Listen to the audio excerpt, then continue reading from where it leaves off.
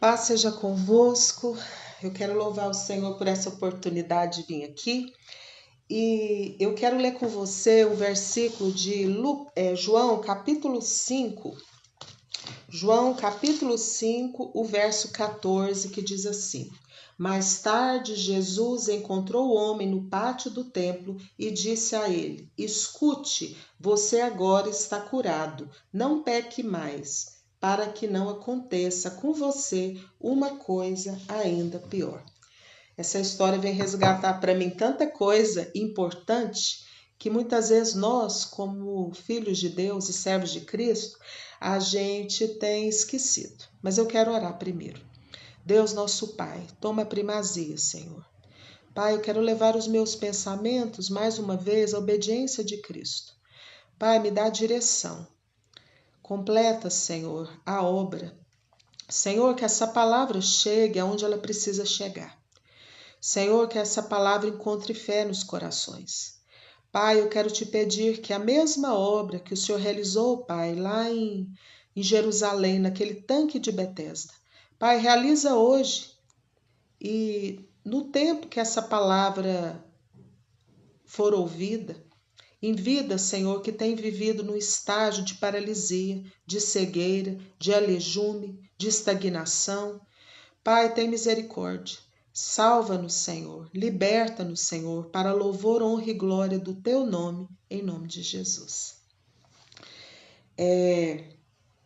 Essa história, Jesus ele vai para Jerusalém numa época de festa, de comemoração, onde as pessoas se reuniam para confraternizar, para comer junto, para adorar, para se encontrar no templo. Só que Jesus, naquele ambiente de festividade, Jesus resolve ir num lugar muito triste. No lugar de gente pobre, no lugar de gente cega, aleijada e paralítica. E é engraçado, né? Nós gostamos, nós como seres humanos, a gente sempre gosta de uma festa, de uma festividade, de um ambiente de confraternização. Mas eu aprendo aqui com Jesus que Jesus foi aonde havia maior necessidade, onde havia uma necessidade muito urgente. E ele foi na individualidade. E Jesus, ele trabalha no indivíduo. Jesus, ele trabalha na individualidade. E Jesus vai ao encontro de um homem. Um homem que era assolado há muitos anos por um anseio. Ele queria muito ser curado, porque ele era paralítico, ele não conseguia andar sozinho. Só que a cura que havia naquela época era para uma pessoa, e era de vez em quando. Com certeza os homens construíram um tanque, colocaram água, e de vez em quando a Bíblia diz que um anjo agitava as águas, e o primeiro que entrasse ali naquelas águas era curado. E eu quero te dizer que as coisas humanas são assim. As coisas humanas, elas são limitadas. As coisas humanas, às vezes, consegue quem chega primeiro. Embora Eclesiastes fala assim que tudo depende do tempo e do ocaso. E lá em Eclesiastes fala que não é dos mais rápidos a vitória e que não é dos mais aptos conseguir os melhores lugares. Mas a verdade é que para aquele paralítico, a situação dele não mudou. Ele vivia os seus dias, os seus meses, os seus anos, olhando na direção de um tanque e querendo ser curado. E quantos de nós temos vivido uma vida de idolatria emocional? A gente fica olhando e esperando na mão do homem, nós ficamos colocando as nossas expectativas, a nossa felicidade, as nossas emoções no ser humano. E o ser humano tem poder de realizar o que a gente precisa. Porque nós, como seres humanos, nós precisamos de salvação, nós precisamos de cura divina, nós precisamos de perdão, nós precisamos de libertação de lugares de paralisia, de cegueira, de alelume, de cativeiro, como aquele homem do tanque de Betesda. E isso só Deus pode fazer pela ação do seu Espírito. E eu gostaria de parar um momento aqui e cantar um trecho de um hino da harpa que eu direto canto e eu quero cantar de novo, que diz assim: O Senhor da ceifa está chamando quem quer ir por mim a procurar. Almas que no mundo vão chorando, sem da salvação participar. Fala Deus, toca-me com brasas do altar. Fala Deus, sim, alegre atento ao teu mandar. Muitos são os que vão expirando, sem ter esperança de ver Deus. Vai depressa lhes anunciando que Jesus os leva para o céu. Fala Deus, toca-me com brasas do altar. Fala Deus, sim, alegre atento ao teu mandar. O profeta Deus se aproximando, considera-se um pecador, mas o fogo santo queimando torna útil para o seu Senhor. Fala Deus, toca-me com brasas do altar.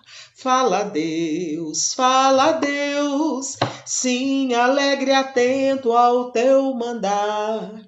Breve os trabalhos serão findos, bênçãos vão os servos desfrutar. E Jesus os saudará, bem-vindos, desta glória eu espero alcançar. Fala Deus, toca-me com brasas do altar. Fala Deus, sim, alegre atento ao teu mandar. Para que a gente possa fazer a obra que Deus deseja que a gente faça, nós precisamos ser perdoados, nós precisamos viver uma vida de confissão de pecados, uma vida de frutos de arrependimento. Todas as pessoas que ministram a palavra de Deus, todas as pessoas que compartilham a palavra de Deus, precisam viver nesse estilo de vida. E é só pelo fogo do Espírito Santo, que purifica, que santifica, que liberta, que reaviva, que reacende a chama em nós, a vida de Deus em nós, é que a gente consegue. E Jesus foi até aquele tanque. Ele, ao invés de ir para a festa, para a confraternização, ele foi aonde era necessário ele ir.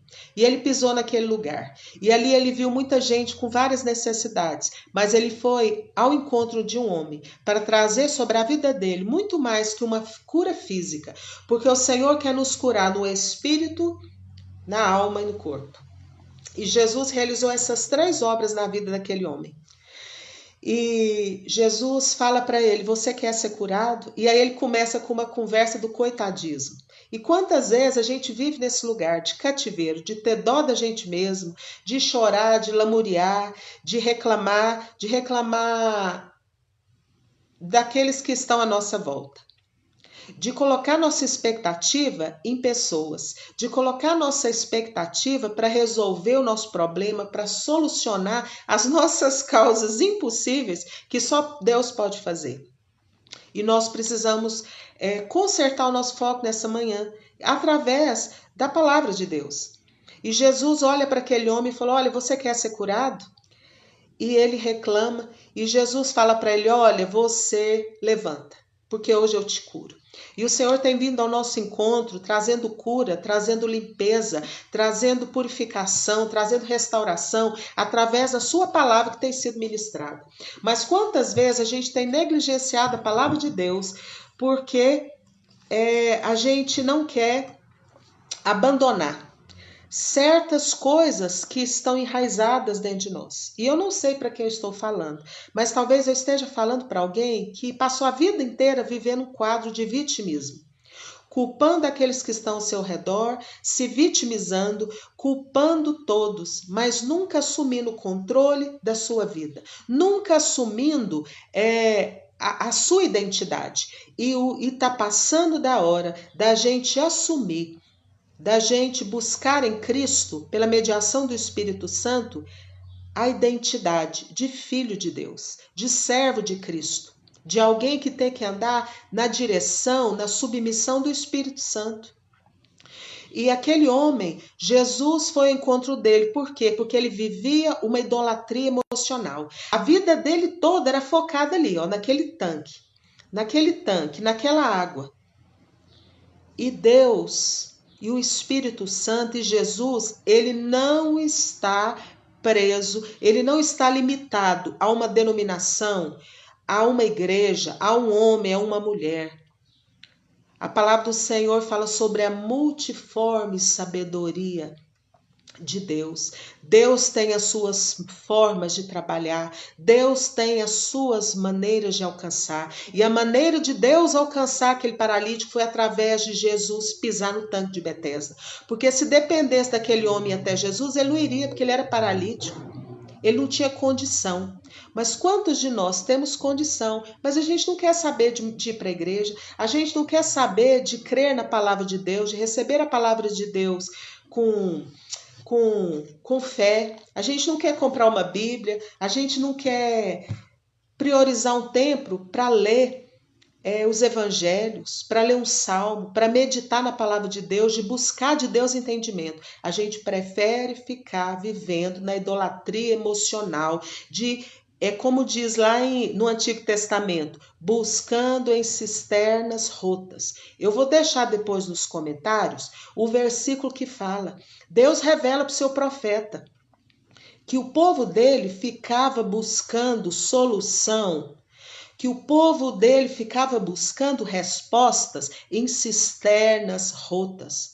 Meu irmão, eu não sei o que você está passando, eu não te conheço, mas eu quero te dizer que a resposta para você é Jesus. A palavra, a resposta, você vai encontrar crendo em Jesus, recebendo a palavra de Jesus com fé, submetendo a direção do Espírito Santo. E Jesus foi tirar aquele homem daquele estado, sabe por quê? Porque às vezes a gente está com um cavalo, uma mula, com um tapo aqui, a gente está olhando só numa direção e Deus não quer que Deus quer abrir a nossa visão. E eu quero citar aqui uma história que tem estado muito no meu coração e eu tenho ministrado onde eu tenho ido, já ministrei em alguns lugares, sobre Agar. A Agar estava no deserto e a Bíblia diz que Deus abriu os olhos de Agar para que ela pudesse enxergar um poço de perspectiva. Deus tem um poço para você. Às vezes a resposta para você está aí do seu lado, mas você não enxerga. Por quê? Porque você está na idolatria emocional. Deus não divide a sua glória. Deus não se agrada da gente colocar pessoas em lugares que não são delas. Deus quer nos libertar da idolatria emocional. Deus quer que a gente busque Jesus em espírito e em verdade, porque é em Jesus, porque é na palavra de Jesus. E eu quero citar aqui um texto que eu citei agora há pouco lá no Instagram, de Isaías 64:4, que diz assim: porque desde a antiguidade não se ouviu, nem com os ouvidos se percebeu, nem com os olhos se viu um Deus além de ti, que trabalha para aqueles que nele esperam. Você tem esperado aonde? Você tem esperado o homem? Você tem esperado o governo? Você tem esperado numa esposa, num marido, num filho, num trabalho, numa instituição religiosa, num homem falho, humano, pecador, falível, de cair? Ou você tem depositado a sua vida, a sua esperança em Cristo, fazendo de Cristo a sua rocha, fazendo de Cristo o seu alicerce, o seu fundamento, a razão da sua vida, a razão da sua adoração? E Jesus trouxe aquele homem de volta. Jesus consertou a visão dele, porque a visão dele estava unilateral só naquele tanque. E Jesus falou para ele: você levanta e você receba de novo o entendimento de que a sua vida é sua responsabilidade, que a sua saúde é sua responsabilidade, que a sua casa é sua responsabilidade, que o seu casamento é sua responsabilidade, que a sua vida espiritual é sua responsabilidade, que os seus filhos é sua responsabilidade. lute. É isso que Jesus quis dizer para aquele homem quando falou para ele: pega a sua cama, pega a sua maca e anda, e movimenta. Então Jesus, ele fez o impossível. E Jesus quer que a gente assuma nossa identidade e a nossa responsabilidade. E a Bíblia diz que aquele homem saiu daquele lugar e Jesus encontrou com ele mais tarde no templo. Será que hoje Jesus precisa encontrar comigo, a Francislene, com você, para ter uma segunda conversa, para ter um segundo momento? E foi o versículo que eu li hoje dessa meditação, que é muito forte, que é um alerta, que é uma admoestação de Jesus para aquele homem, é para mim, é para você. Porque a gente lê Bíblia, é para a gente. E muitas vezes a gente corre o risco de quem ministra a palavra, de quem compartilha a palavra, de estudar a palavra e não deixar a palavra produzir vida, conserto, transformação, limpeza, fruto de arrependimento. Porque fica só ensinando, mas não experimenta o poder daquela palavra na sua própria vida, na sua própria realidade, no seu próprio coração, na sua própria mente. E Jesus encontrou com aquele homem novamente no templo e falou para ele assim: olha, filho, eu quero ler, é o verso 14. Mais tarde, Jesus encontrou o homem no pátio do templo e disse a ele: escute, você agora está curado. Não peques mais, para que não aconteça com você uma coisa ainda pior. Pecado traz morte. Pecado é gostoso? Pecado é gostoso. Pecado no momento é bom, mas pecado gera morte. A Bíblia diz que o pecado, uma vez consumado, ele gera morte, morte espiritual. Ele gera lepra, porque a gente peca e não sente mais, a gente não sente arrependimento, porque o pecado é como uma lepra, ele tira de nós a sensibilidade, a percepção espiritual. E Jesus chegou para aquele homem, Jesus não fez só uma obra na alma, no espírito, na alma, mas Jesus falou, e no físico, Jesus falou para ele assim: não peca mais, não brinca com o pecado. Tem muita gente brincando com o pecado. E eu quero citar aqui o mesmo personagem que eu citei no Instagram agora há pouco, Caim. Deus sabia o que Caim ia fazer. E Deus chamou Caim e falou: Caim, o pecado, ele está na porta. Ele está à sua disposição. Você está um passo de cair, mas a ti cumpre dominar. E Deus, o próprio Deus, alertou Caim. Sabe o que Caim fez? Ouviu, não deu crédito, não obedeceu, porque só ouvir não adianta. Nós precisamos ouvir a palavra e pôr em prática. Por isso que lá em Mateus fala que o homem que constrói a sua casa sobre a rocha é aquele que ouve a palavra e põe em prática. E Caim não fez isso. Caim ouviu a demonstração de Deus e virou as costas, foi lá no campo e matou o irmão dele. E quantas vezes nós temos feito isso? A gente vai para a igreja, no domingo, a gente ouve a palavra, quando a gente sai da igreja, a gente continua na mesma vida de prática. E eu quero cantar aqui uma música que eu aprendi, eu era criança na sala da tia Lloyd, eu quero cantar, porque é um alerta. Diz assim: cuidado, olhinho onde olha, cuidado, boquinha o que fala. O Salvador do céu está olhando para você. Cuidado, pezinho onde pisa. Cuidado, mãozinha o que pega. Cuidado, ouvidinho o que ouve. O Salvador do céu está olhando para você. Cuidado, olho, boca, mão e pé. E quantas vezes nós estamos no caminho do matadouro. No caminho do matadouro. A Bíblia fala que a cama da mulher adúltera é como um matadouro. O homem que se deita com a mulher adúltera, ele está indo para o matadouro, ele está indo para o lugar de morte. Quantos homens têm deitado na cama da mulher adúltera e não têm voltado de lá porque são assassinados? Mas a gente não prega isso, a gente não fala. E o povo de Deus, o arraial do Senhor tem sido destruído, tem tido baixas, tem tido perdas, casamentos têm sido destruídos. Por quê? Porque o povo está faltando conhecimento e a gente brinca com o pecado. A gente olha o que não deve olhar. A gente escuta o que não deve escutar. A gente pega o que não é nosso, porque o que não é seu não põe a mão. A gente anda por veredas tortuosas, veredas enganosas, caminhos que Deus não agrada, e principalmente não caminhos que o nosso pezinho anda, mas caminhos do nosso coração.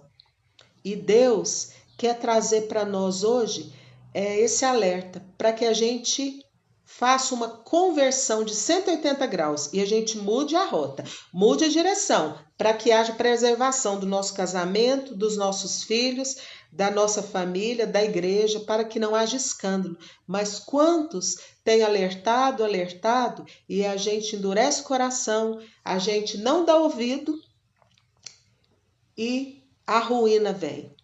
A Bíblia diz lá em Mateus que o vento soprou contra as duas casas, a casa construída sobre a rocha, que é Jesus, e a casa construída sobre a areia. E a casa construída sobre a areia, que ouvia a palavra, domingo após domingo, dia após dia, ouvia, mas não põe em prática, ela caiu. A fúria veio e destruiu aquela casa. E a Bíblia diz que foi grande a ruína. Então nós precisamos dar crédito para a palavra de Deus. E quantas pessoas têm ministrado a palavra, não fala de pecado, não fala de fruto de arrependimento, não alerta o povo, e as pessoas têm sido suas vidas esfaceladas. Por quê? Porque falta o conhecimento da palavra de Deus.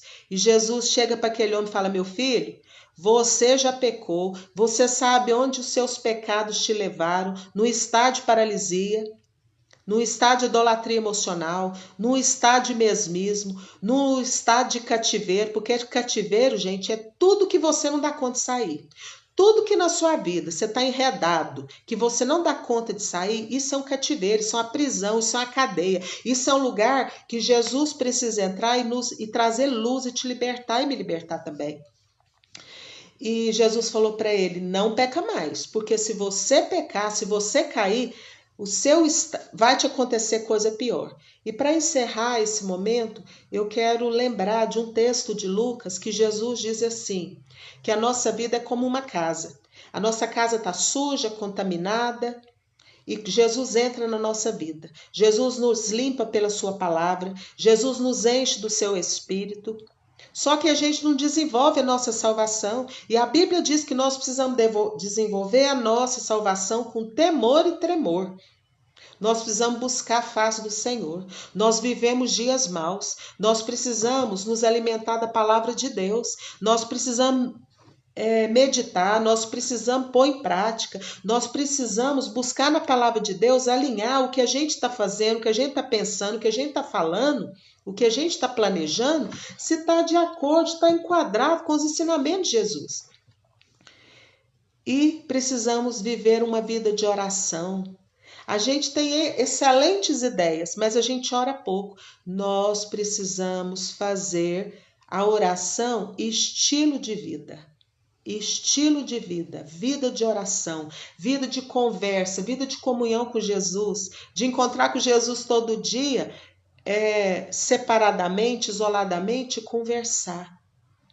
Buscar o Senhor Jesus, viver um estilo de vida de adorar Jesus, de cantar, de adorar a Deus, mesmo nas circunstâncias que são doídas, questões que a gente não tem resposta, mas adorar ao Senhor Jesus, encher a nossa vida, porque se a gente não encher, aquele espírito que agia na nossa vida, na nossa mente, no nosso coração, que nos aprisionava na alma, que nos fazia pessoas ressentidas, orgulhosas, que caiu no pecado da imoralidade, que caiu no pecado de pegar o que não é seu, de andar por vereda tortuosa, de colocar seu olho no que não é para colocar. A Bíblia diz que vem aquele espírito com mais 7 e o último estado da casa é pior. Então nós precisamos nos encher do Espírito Santo de Deus.